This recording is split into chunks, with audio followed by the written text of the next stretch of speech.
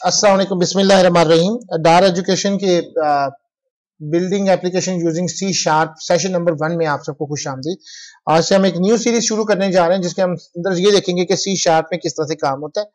अब इसके अंदर आज के सेशन के अंदर जो चीजें हम डिस्कस करेंगे वो ये हैं: define and describe the dot net framework, explain the C Sharp language features, define and describe the Visual Studio 2012 environment, explain the elements of Microsoft Visual Studio 2012 IDE.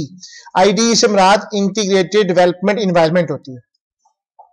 The .NET framework is an infrastructure that is used. ये याद रखना है आपने कि .NET framework एक infrastructure है। जैसे आप एक घर बनाने के लिए एक स्ट्रक्चर बनाते हैं या प्लाजे के लिए एक स्ट्रक्चर बनाते हैं, तो इंफ्रास्ट्रक्चर से मुराद क्या होती है? जैसे अगर शहर के इंफ्रास्ट्रक्चर की बात करें तो आपको सड़कें चाहिए, आपको गैस, बिजली, पानी की लाइंस चाहिए, ये इंफ्रास्ट्रक्चर है। पुल चाहिए, ये इंफ्रास्ट्रक्चर है।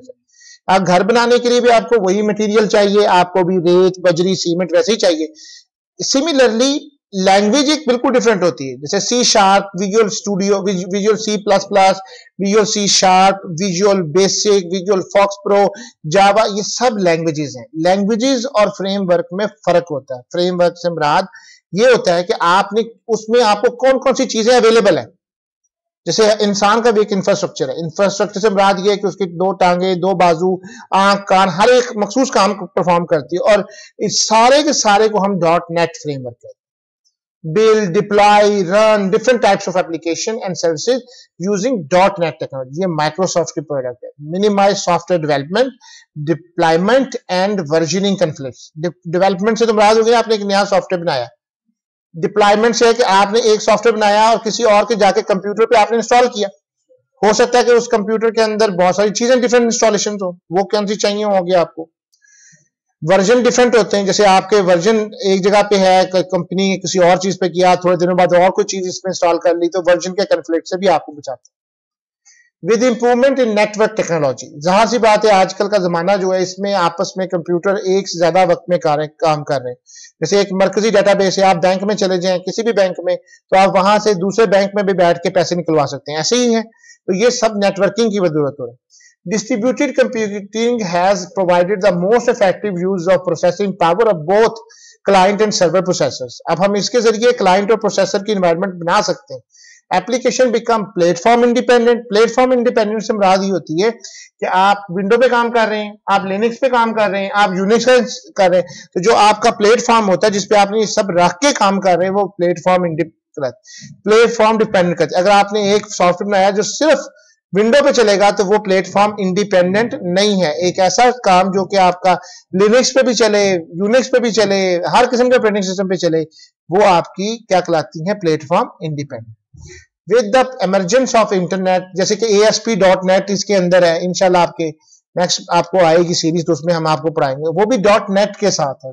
लेकिन एक्टिव सर्वर पेजेस हैं, आप वेब ब्राउजर के अंदर और किसी जगह पे भी चल सकते हैं।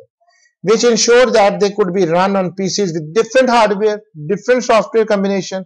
यानी कोई IBM का है, कोई Dell का है, कोई Acer का, इससे कोई फर्क नहीं पड़ेगा।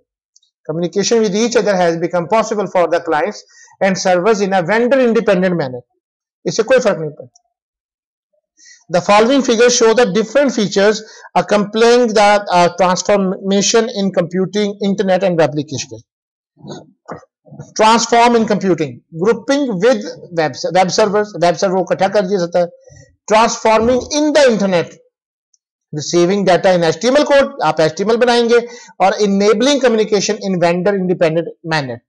Transformation in application development, application used anywhere and bye anyone, किसी जगह पे से भी और कोई से भी कंप्यूटर साथ anyone. All the transformation are supported by the technology platform introduced by Microsoft as a .NET. ये जितने भी काम है जी, कहीं से भी आप कर सकते हैं, कोई भी काम कर सकते हैं। ये सारे के सारे जितने भी चीजें हैं, ये क्या कहलाती हैं आपकी माइक्रोसॉफ्ट की तरफ से .NET. Data stored using the .NET framework is accessible to a user from any place, anytime through a .NET compatible device. ये नहीं है कि आपने कोई सी भी डिवाइस है आपके, जैसे ATM मशीन के अंदर आप देख रहे हैं, आप इसके साथ कंप्यूटर के साथ मैनेजिंग कर रहे हैं। .NET framework is a programming platform. अब जैसे मैं आपको देख रहा था कि मैंने मिजान बैंक के अंदर फॉर एग्जांपल आपने कोई चेक जमा करवाया, तो उन्होंने एक इंटीग्रेटेड एनवायरनमेंट सी बनाई है कि डेटाबेस तो उनके पास है, साथ में आपको एक ईमेल भी जनरेट होकर आपके अकाउंट में आ रही है। तो वो क्या हो रही है कि एक तरह से इंटरनेट के साथ कनेक्शन हो रहा है, एक ही वक्त के अंदर एसएमएस के साथ भी करना है, तो कंपैटिबल डिवाइसेस आ रही हैं। .NET framework is a programming platform that is used for developing Windows, web-based and mobile software. .NET framework के अंदर आप क्या क्या कर सकते हैं, आइए आप iOS एप्लीकेशन बना सकते हैं, आप Windows बना सकते हैं, आप वेब बेस्ड एप्लीकेशंस बना सकते हैं। Has a number of pre-coded solution, पहले से बने बनाए पड़े हुए हैं, आपको जरूरत नहीं है कि आप उस पर मगजमारी करें। On two basic methodologies of communication data, एक आपकी XML है और दूसरी है suite of internet protocols. XML क्या होती है? It separates actual data from presentation. XML हमें पता है कि एक्सटेंडेड मार्कअप लैंग्वेज है। इसका काम सिर्फ ये है कि आपके पास अगर इंटरनेट के ऊपर आपको डाटा भेज रहे और डाटा सबके दरमियान सेम होना चाहिए। It unlocks information that can be organized, programmed and edited. It allows websites to collaborate and provide group of web services, thus they can interact with each other. It provides a way for data to be distributed to a variety of devices. Apart from XML, the .NET framework is also built on internet protocols such as HTTP, Hypertext Transfer Protocol, Open Data Protocol, OData, Simple Object Access Protocol, SOAP. In traditional Windows application, codes were directly compiled into the executable native code of the operating system. पहले यही होता था कि जितना भी आपका code होता था या प्रोग्राम चलाते थे जैसे जावा वगैरह में, तो वो पहले आपकी मशीन के ऊपर ही रन होता था। लेकिन जो .NET फ्रेमवर्क क्या कर रहा है? The code of a program is compiled into CIL, formerly called MSIL, and stored in a file called assembly. तो वो एक assembly लैंग्वेज के अंदर कोड इसका स्टोर करता है और देन उसको एग्जीक्यूट करता है। The following figure represent that how the convention of the CIL code to the in native code किस तरह से कंपाइल होगा। पहले .NET कोड आएगा जो आप अभी लिखेंगे, वो CIL मोड कोड में जाएगा, फिर कंपाइल इनटू नेटिव कोड में जाएगा, एग्जीक्यूशन ऑफ कोड होगी और फिर आपके यूजर को मिलेगी। That was now CLR, common language runtime. CLR ये आपके कंप्यूटर से सपोर्टेड है। CLR provide many features such as memory management करता है, कोड एग्जीक्यूशन करता है, एरर हैंडलिंग करता है, आपकी कोड सेफ्टी वेरिफिकेशंस करता है, गार्बेज कलेक्शन करता है। ये आपको याद होगा कि हम जावा के अंदर भी इसको पढ़ रहे थे कि गार्बेज कलेक्शन, उसमें मैंने आपको बहुत तफसील से बताया था कि गार्बेज से मुराद क्या है कि जो पहले वाला डाटा है वो किसी और को पॉइंट आउट हो जाता है। The application that run under the CLR are called the managed code. जो CLR का अंदर काम होगा उसको मैनेज कोड कहते हैं। Microsoft has released different versions of the .NET framework to include additional capabilities and functionality. बहुत सारे इसके वर्जन आ चुके हैं। आजकल हम 4.5 पे काम कर रहे हैं। आप .NET framework 4.0, .NET framework 3.5। अब आप कहेंगे कि इसी को मैं यहाँ पे रोक रहा हूँ, यहाँ पे थोड़ी देर के लिए, और मैं आपको लेके चल रहा हूँ विजुअल स्टूडियो में।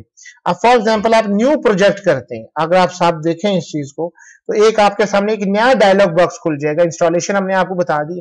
आप जरा गौर करेंगे तो यही जो बात मैं आपसे कर रहा हूँ ये आपको कहाँ नजर आनी चाहिए? यहाँ पे नजर आ रही है आपको .NET फ्रेमवर्क 4.5। आप देखेंगे तो इसमें आपको पुराने वर्जन भी नजर आ रहे होंगे। याद रखना है कि अगर आपने किसी बंदे को या किसी पहले बंदे को वर्जन के लिए कंट्रोल बता रहे हैं, आपने आज एक एप्लीकेशन बना के दे रहे हैं, वो .NET फ्रेमवर्क 4.5 में थी, आपने प्रोजेक्ट बनाया, उसको मार्केट में सोल्ड कर दिया, अब उसके बाद नए वर्जन आते रहेंगे, ठीक है। अब आपने जब उसने एक साल बाद कहा जी मुझे इसके अंदर कोई एडिशन करनी है, कोई डिलीशन करनी है, तो ये याद रखना है कि डेवलपमेंट करते हुए आपने उसका .NET फ्रेमवर्क का वर्जन जरूर देखना, नहीं तो कंफ्लिक्ट ना अराइज हो जाए। जाहिर है कि जो नेटवर्क फ्रेमवर्क 2.0 के अंदर चीजें अवेलेबल है वो 4.5 के अंदर अवेलेबल नहीं है, तो आपने इसको कंट्रोल कर रहा है, ये यहां से आपको इंफॉर्मेशन मिलेगी। प्रेजेंटेशन की तरफ वापस आते हैं ताकि आपको पता चले कि जिस तरह से वो काम हो रहा है माइक्रोसॉफ्ट वाले, उनके वर्जन आते जा रहे हैं, उसी तरह से आपके पास भी जिस तरह से विजुअल स्टूडियो आते जाएंगे वैसे वैसे उनके पास नए से नए नेट फ्रेमवर्क आते जाएंगे। The following table shows various version of .NET framework।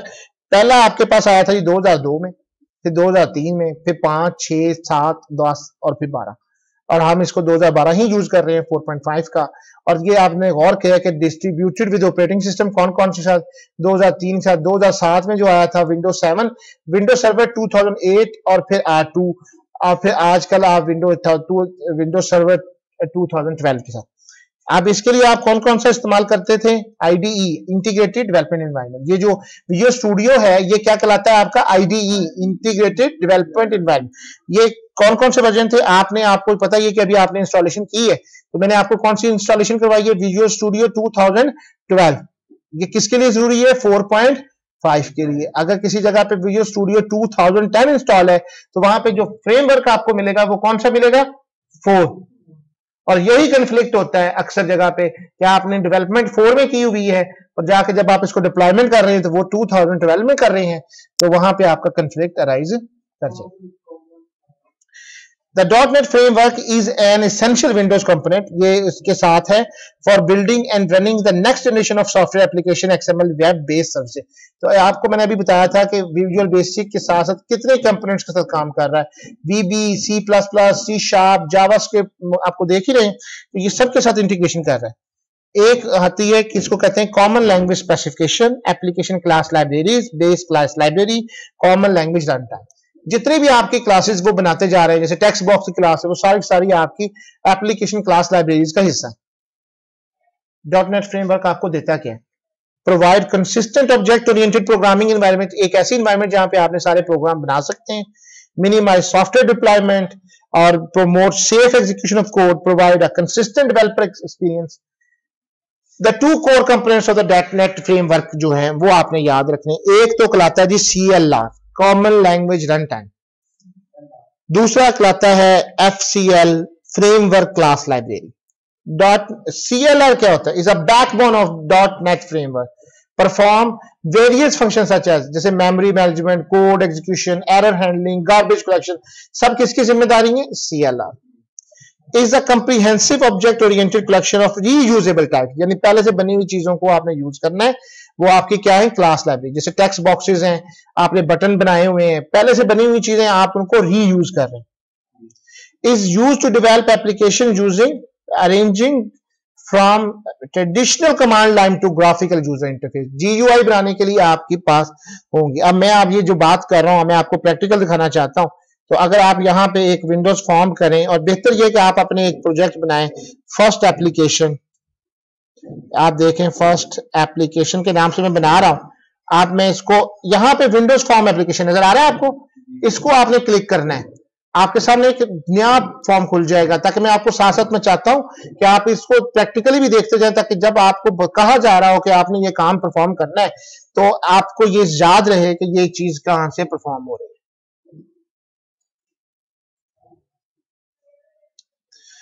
आपके सामने ये एक फॉर्म खुल गया, that is known as a क्या कहलाते हैं आपके? GUI interface, graphical user interface. अभी तक आप लोग अगर इस पे डबल क्लिक करें तो आपके सामने एक लैंग्वेज खुलेगी, ये के साथ है, इसके साथ यहाँ पे ये नजर आ रही है आपको, ये लैंग्वेज है। इसके ऊपर डबल क्लिक करें, ये नजर आई आपको, दैट इज अ लैंग्वेज जो आप काम करेंगे, और ये आपका ग्राफिकल यूजर इंटरफेस है। अब जो आपसे मैं बात कर रहा हूं इसके अंदर ये FCL है, ये नजर आ रहा है ना FCL। FCL में आपको कहा गया कि रीयूजेबल है। ये टूल बॉक्स है, आप देखें टूल बॉक्स में ऑल विंडोज फॉर्म नजर आ रहा है आपको। इसमें मैं एक बटन उठाता हूं, मैं डबल क्लिक करें इस पे तो बटन आ जाएगा, ऑल पे करें, फिर इस तरह टेक्स्ट बॉक्स है, मैं एक टेक्स्ट बॉक्स ले लेता हूं, डबल क्लिक करेंगे तो ये अब देखें इसकी प्रोग्रामिंग आपने नहीं की हुई है। अगर जस्ट मैं इसको यहां पे लेके आता हूं और मैं एक जस्ट ओके का मैसेज एक बटन बनाता हूं, यहां पे मैं टेक्स्ट इसका नाम रख देता हूं ओके बटन, ओके। अब आपको इतना तो इल्म होना चाहिए कि इसके लिए आपने कोई प्रोग्रामिंग नहीं की हुई है। अब ये कोड पहले से कहीं ना कहीं बना हुआ है, that code was built in FCL। इसमें FCL में, FCL से क्या मुराद है? FCL से मुराद आपकी ये है कि .NET फ्रेमवर्क ने जो आपको क्लास लाइब्रेरी दी हुई थी वो सारी की सारी आपने लिया और उससे क्या बनाया? एक ग्राफिकल यूजर इंटरफेस। आप देखें ना, आप ग्राफिकल यूजर इंटरफेस किस तरह, इसको मैं स्टार्ट करता हूं, रन करता हूं तो यूजर को अपने आप नजर आएगा, एक फॉर्म नजर आएगा जिसके कुछ बटन होंगे, विंडो बेस्ड ही है ना। अब इसके अंदर आप लिख सकते हैं जैसे कि सैफुल्लाह डार, फॉर एग्जांपल मैंने अभी इसका बटन है तो आप देखें कि बटन प्रेस हो रहा है, कोई एक्शन परफॉर्म हो रहा है, बजाय इसके कि यूजर वो काली स्क्रीन के ऊपर इनपुट कर रहा है, नजर आता है ना आपको। तो ये ग्राफिकल यूजर इंटरफेस है, ये बनाना किसने है? FCL में। और जो बनते हुए वो टाइम होगा, गार्बेज कलेक्शन, वो काम किसका होगा? CLR का। A programmer can develop application using one of the language supported by the .NET. आप उसमें से आप अब इस यहां पे एक बात को समझना है आपने। अब आप किस तरीके से आप उसकी लैंग्वेज यूज करेंगे। आप क्यों आपको लेके चल रहे हैं हम सी शार्प पे, क्योंकि आपने सी पहले पढ़ी, फिर आपने जावा पढ़ी, तो आपको कंसेप्ट है। वीबी भी बिल्कुल डिफरेंट है, ठीक है। इस तरह मुख्तलिफ लैंग्वेजेस हैं, आपको करना है। तो display text message on screen, following command can be use, system.console.writeline। आपको याद होगा कि हम क्या क्या इस्तेमाल करते थे, .println। अब इसको वहां पे तब्दील हो गए system.console.writeline। ओके जी। अब मैं आपको बताता हूं एक सिंपल सा मैसेज, हमने प्रोग्राम बनाना, इसकी एग्जांपल। आप यहां पे आ जाएं, एक फाइल पे, न्यू पे, और न्यू प्रोजेक्ट हमेशा किया करें। फाइल, ये सब आप साथ साथ कीजिए। प्रोजेक्ट में आए। अब आपने एक मैं बिल्कुल सिंपल प्रोग्राम बना रहा हूं, सिंपल मैसेज डिस्प्ले, सही नाम रखा करें। और अब आपने विंडो फॉर्म नहीं लेना, आपने अगर जल्दी किए, फाइल में न्यू में जाएं, प्रोजेक्ट में जाएं जी। अब आपने यहां पे कंसोल एप्लीकेशन लेनी है, डबल क्लिक करें, नीचे अपना नाम रखें, पूरा नाम फाइल का रखें। आप अपना एक फोल्डर बनाएं डी के अंदर, यहां से ब्राउज कर लीजिए, ब्राउज करके एक डी के अंदर फोल्डर रखें, ताकि अगर आपका सी के अंदर कोई डिस्टर्बेंस हो जाए तब आप अपनी सारी फाइल्स को यहां पे मौजूद पाएं।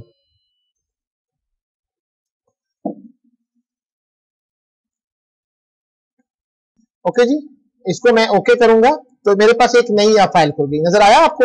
इसका ऊपर program.cs, इसका असल चीज है कि वो ग्राफिकल फॉर्म बनानी आएगा, ठीक हो गया। इसमें आपको, अब मेरे ख्याल में आपको ये थोड़ा सा अवेयर कर दूं, यूजिंग सिस्टम ये सारी उसी तरह का जिस तरह आप लोग सी के अंदर क्या देते थे, stdio.h, conio.h इंक्लूड करवाते थे ना, वहां पे लफ्ज होता था यूज इंक्लूड का, यहाँ पे लफ्ज यूज होता है यूजिंग का। कंसेप्ट तो सेम है ना आप लोगों के। अच्छा, फिर इसी तरह से आप लोग वो बनाते थे स्टैटिक वाइड मेन, इस तरह था ना। आपने इसके जो बनाया आपको दे रहा नहीं लिखाई, इसको नहीं आपने चेंज करना, इसकी कोई ब्रैकेट को आपने तब्दील नहीं करना, कोई नहीं तो आपका एरर आ जाएगा, ठीक है। आपने सिस्टम के अंदर लिखना है। अच्छा, इसकी एक बात और, सिस्टम लिखेंगे वो आपको साथ साथ में सजेशन देता जाएगा। डोंट ट्राई टू मेक, मतलब अगर मैं कोई चीज बना रहा हूं, आपने ऊपर कोई क्लास इंपोर्ट नहीं की हुई, अपने हाथ से लिखने की आपको जरूरत नहीं है। ऐसा केस सेंसिटिव लैंग्वेज, वो आपको सजेशन दे रहा है, एंटर मार दे। अगर वो नई कुछ चीज दे रहा है ना, आपको डॉट लिखते हैं, एक डॉट ऑपरेटर के साथ नहीं आती ना, तो आपने जबरदस्ती उसको नहीं लेके आना। इसका मतलब ये कि वो आपको नहीं शो हो रही। सिस्टम डॉट कंसोल, देखिए कंसोल आ रहा है, एंटर मार दे। कंसोल डॉट राइट लाइन, इसके अंदर डबल कोट्स के अंदर लिख रहे हैं, hello Ahmad, this is your first C sharp programme.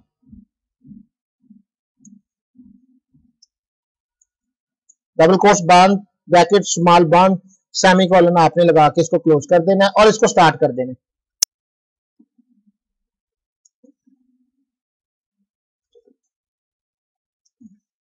अभी आप इसको चलाएंगे तो ये तुमने निकल जाएगा, चला प्रोग्राम निकल गया, नजर ही नहीं आया। क्यों नहीं आया? आपको याद है कि हम उसको की के लिए खड़ा करते थे।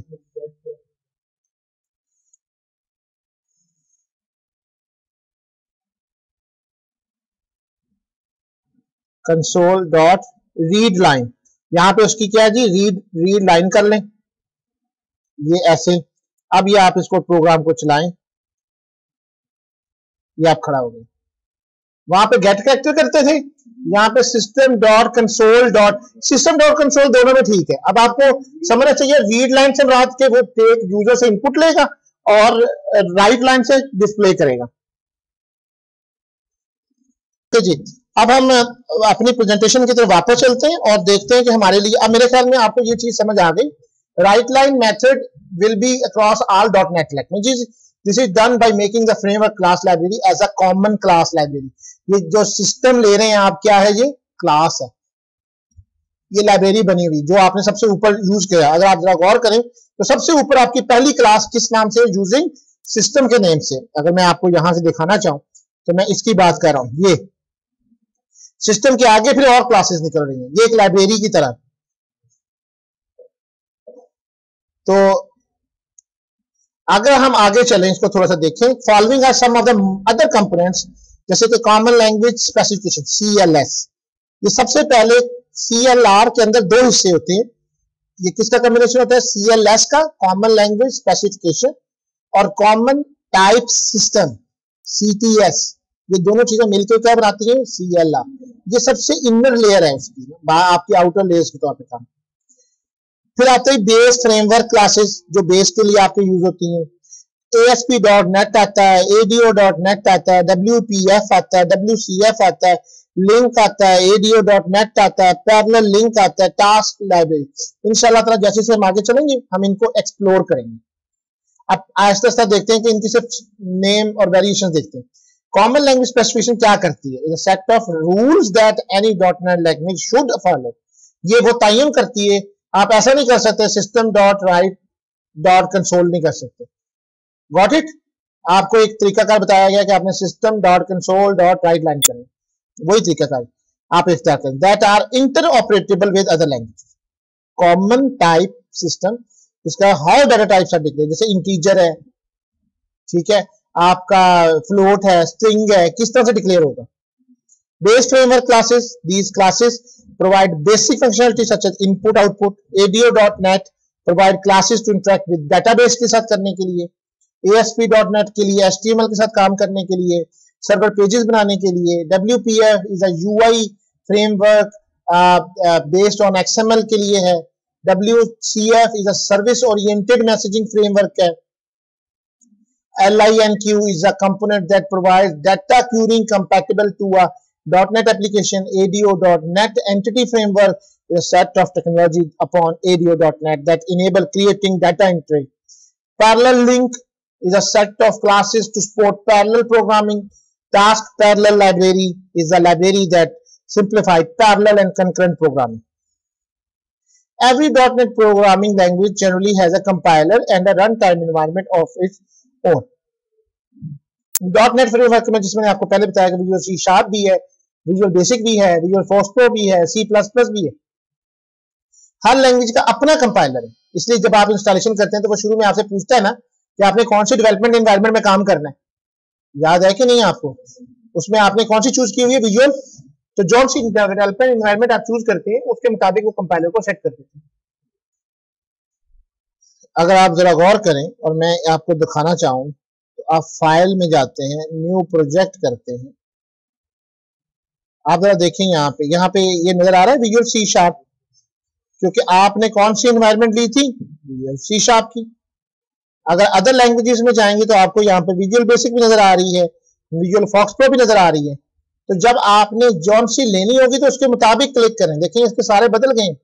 अब इसकी लैंग्वेज किसके मुताबिक आ रही है? विजुअल। तो कंपाइलर भी कौन सा होगा? विजुअल। अगर आपने विजुअल फॉक्स प्रो के मुताबिक तो ये विजुअल फॉक्स प्रो। अगर आपने विजुअल C शार्प करना है तो विजुअल C शार्प सबसे पहले टॉप पे, विजुअल C शार्प और automatic.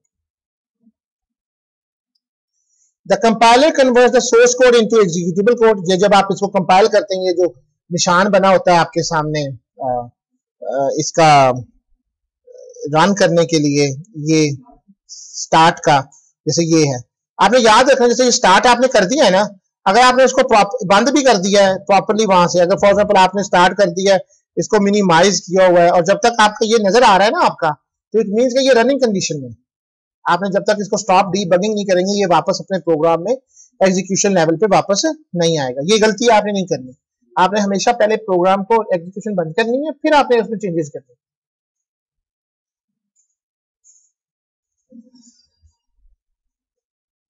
One of the primary goal of .NET Framework is to combine the runtime environment. When the code written in .NET compatible language such as C Sharp, Visual Basic compiled, the output code is in the form of MSIL code. जो आपको code फराहम करता है वो MSIL code बनाता है। इसके लिए MIS is also known as the CIL, Common Intermediate Language। हम सबको पता है कि 0 और 1 ही एक लैंग्वेज है जिसको कंप्यूटर अंडरस्टैंड करता है। इसके लिए सबसे जो लो लेवल लैंग्वेजेस हैं वो असेंबली लैंग्वेजेस हैं, और C शार्प जैसी लैंग्वेजेस ये हायर लैंग्वेजेस है। ये अपनी हायर लेवल लैंग्वेजेस से कन्वर्ट होकर किसमें बनाती है अपने कोड को, CIL इंटरमीडिएट लैंग्वेजेस, और फिर वहां से आपकी मशीन लैंग्वेजेस खुल जाती है। यानी आप जरा गौर करें कि ये पहले VB क्या करेगा, C# कंपाइलर में जाएगा, वो आपकी आउटपुट किसमें तैयार करेगा, एक CIL कोड में।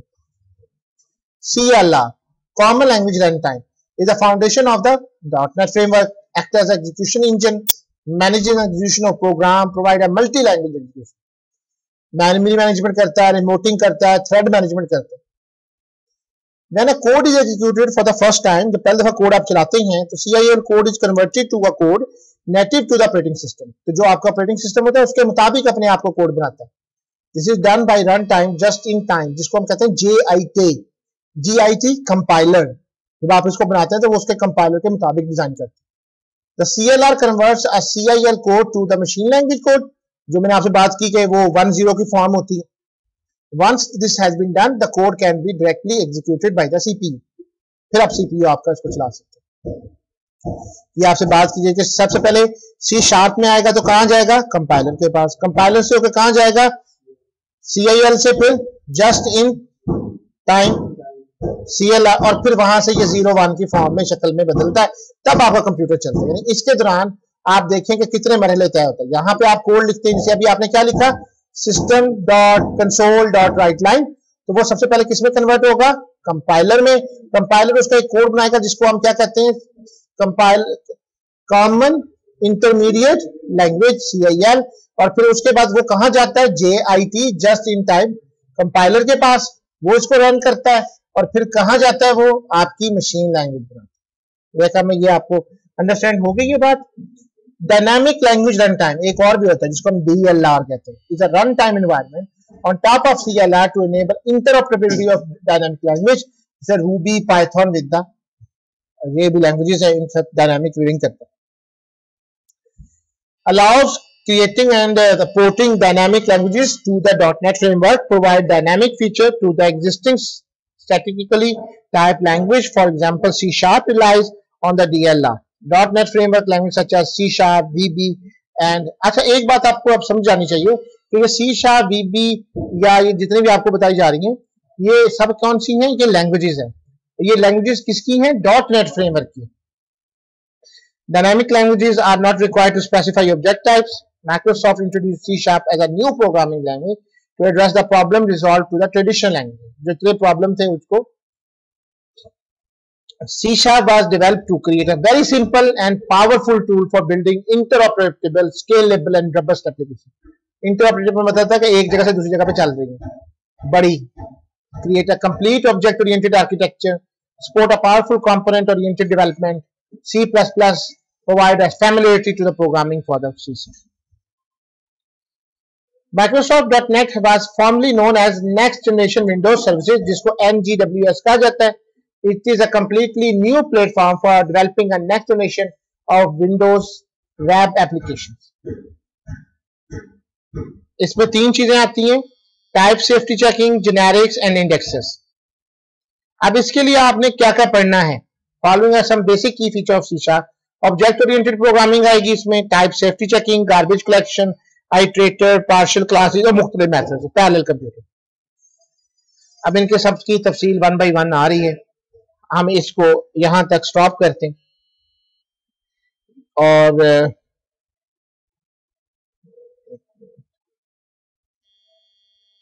ये तफसीली ही सिर्फ है।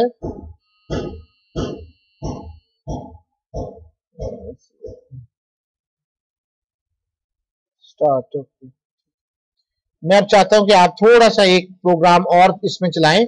अब जैसे फॉर एग्जांपल मैं इसी प्रोग्राम के अंदर एक वेरिएबल ले रहा हूं, इंटीजर नंबर 1, आपको ये आसानी हो जाएगी, नंबर 2 एंड एक में रिजल्ट का। मैं एक सिंपल सम का प्रोग्राम बनाना चाह रहा हूं, एडिशन प्रोग्राम। मैं एक सबसे पहले ऊपर डिस्प्ले कराना चाहता हूं।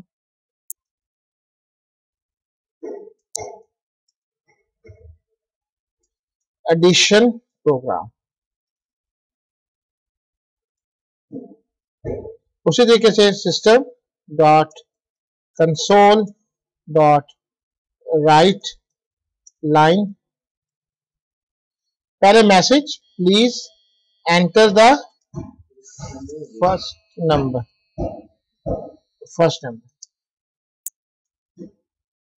अब मैंने आपसे कहा था कि किस वक्त यूज करना है, किस वक्त नहीं यूज करना।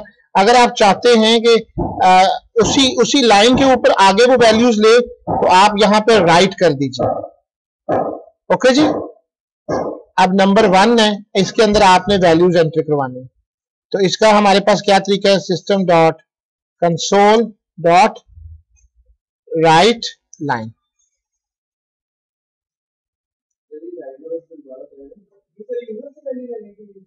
जी जी जी जी जी। अब ये एरर क्यों आ रहा है, इसके क्योंकि हमने इसके एक एरर में आपको बताना चाह रहा हूं कि इस तरह से अगर आपने लिखने की कोशिश की तो आपकी एक्सेप्शन आ जाएगी। एक्सेप्शन क्या आएगी, देखें, cannot implicitly convert to wide to integer. ये जो आपका राइट लाइन है, ये नहीं लेती वैल्यूज। क्या है, राइट हमेशा वाइड है, इसका काम सिर्फ जो आप इसमें देंगे उसको डिस्प्ले करना है, ना कि चीजें। तो ये हमने गलत इनपुट लिया था, हमें क्या लेना चाहिए था, यहाँ पे रीड लेना चाहिए, रीड लाइन। अब देखें कि एरर दूर हुआ कि नहीं, अभी भी नहीं हुआ। तो उसकी वजह, अब देखें, याद रखें कि जो आपका वैल्यूज रीड लाइन आपको देती है ना, जब आप कंसोल से ले रहे होते हैं, तो वो हमेशा क्या होंगी, टेक्स्ट होंगी, स्ट्रिंग होंगी। हमारा काम उस वैल्यूज को, क्योंकि इंटीजर आपका है, तो हमने उसको वैल्यूज को इसमें इंटीजर में कन्वर्ट करना। अच्छा, अब देखें इसकी वजह क्या है, बहुत सिंपल सी वजह है। याद आपको पता होना चाहिए कि जब सिस्टम से आप कीबोर्ड से एंट्री करते हैं तो वो क्या होती है, टेक्स्ट कैरेक्टर्स होते हैं। Computer is not so much understandable, तो उसको नहीं समझ आया कि ये इसको आपने जमा तफरीक जरब करना है, ठीक है, वो स्ट्रिंग ले रहा है उसको कीबोर्ड से इनपुट के तौर पर। जब तक आप उस वैल्यू को कन्वर्ट नहीं करेंगे किसके अंदर, आप उसकी वैल्यूज को गेट नहीं कर सकते। मेरी बात को आपने फॉलो किया? देखें, जो वैल्यूज आप कीबोर्ड के थ्रू इनपुट ले रहे हैं ना, वो कैरेक्टर के अंदर आ रही है।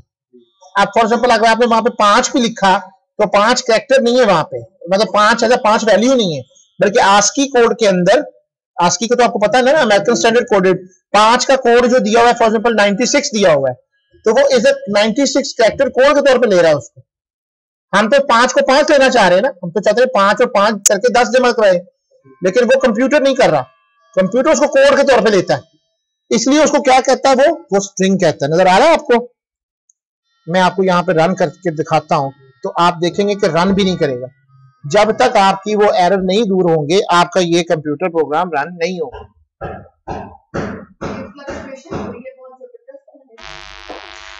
तो अब आप इस चीज को देखते हैं,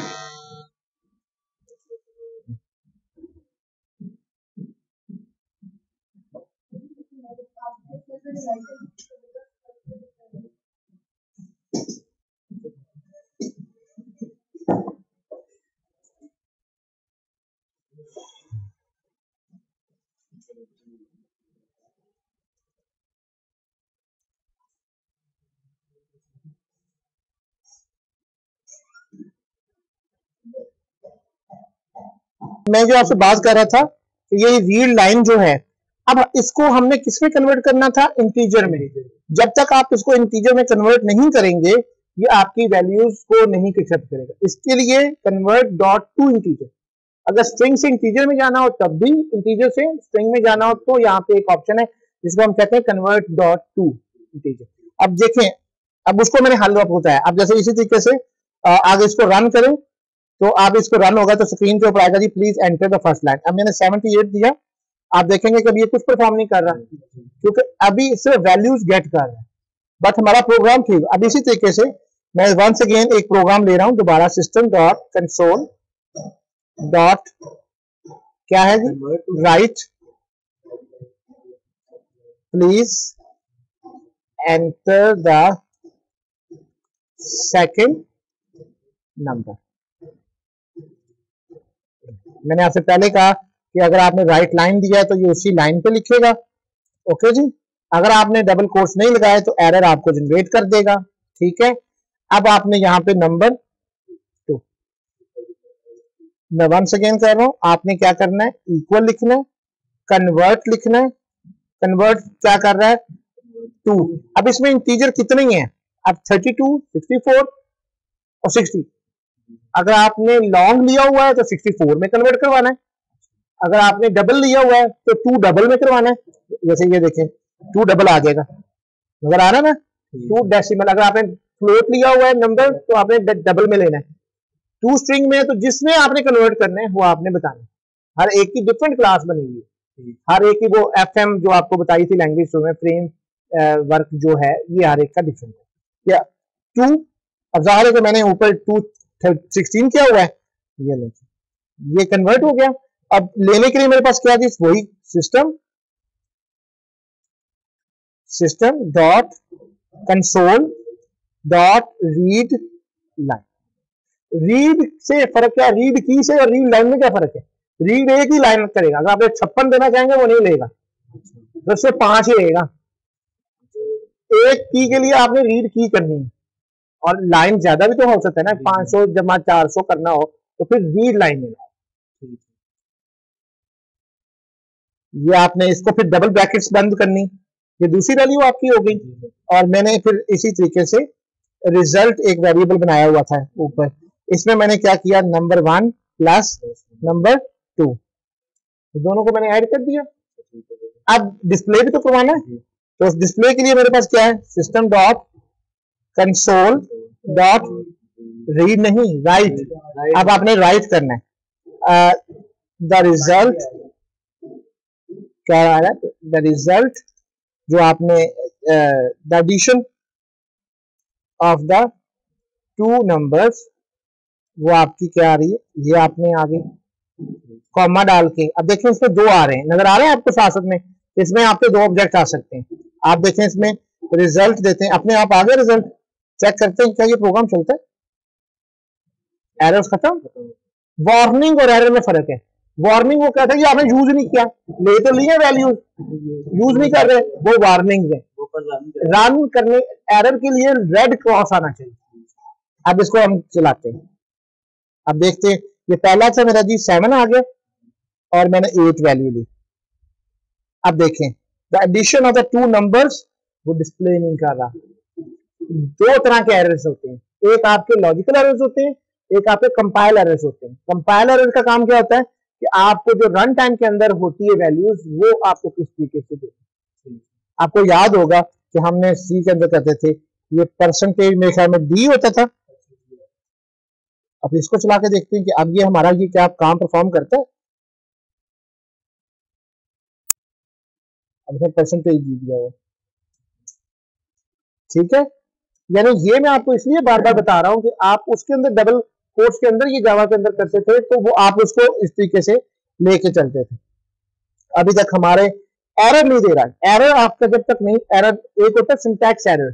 सिंटैक्स एरर में सबसे बड़ी इंपॉर्टेंट बात ये है, अगर वो गलत होगा तो कंपाइल की तरफ जाएगा नहीं। अब जो आपको कह रहे हैं ना कि common language runtime CLR, वो क्या काम परफॉर्म करी, वो जब आप उसको एग्जीक्यूट करवाते तब वो आपका काम परफॉर्म करे।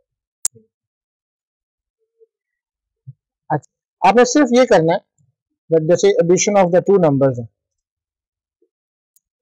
ये मैं एक इस तरह से ले रहा हूँ, system dot console dot right, इसके अंदर मैं वो जो रिजल्ट आपने दिया हुआ है अपने आप, मैंने सिर्फ वो दे दिया, ठीक है। अब देखते हैं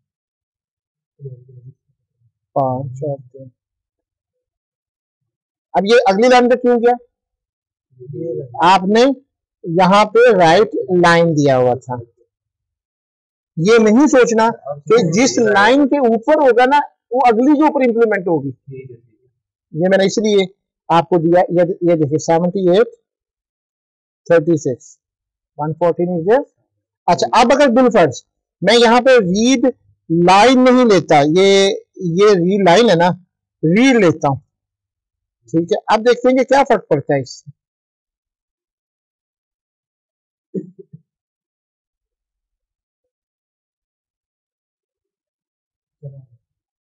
वो जो पहले होता है वो उसने, हाँ रीड किया और बंद। अच्छा, अब रीड की के अंदर देखें क्या होता है।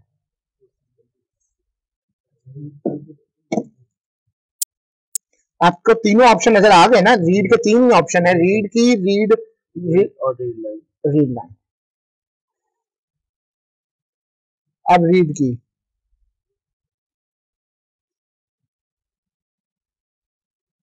देख रहे, मैंने बड़ी कोशिश की है, वो प्रेस कर दे, सिंगल लेगा, सिंगल ले रहा है। और उसके बाद अगर आपने ज्यादती करने की उसके कोशिश की तो वो आपको common language runtime CLR आ जाएगा।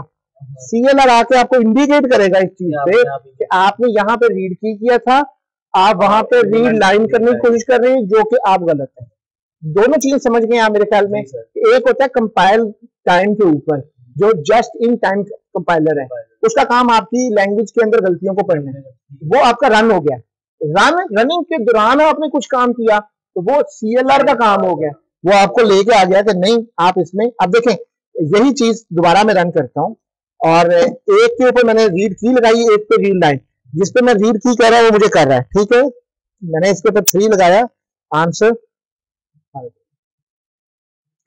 क्योंकि वो की के साथ आपकी वैल्यू मैच नहीं कर। इसका तरीकाकार ये है कि आप इसको पहले बंद करें, फिर उसको आप रीड लाइन में तब्दील करें।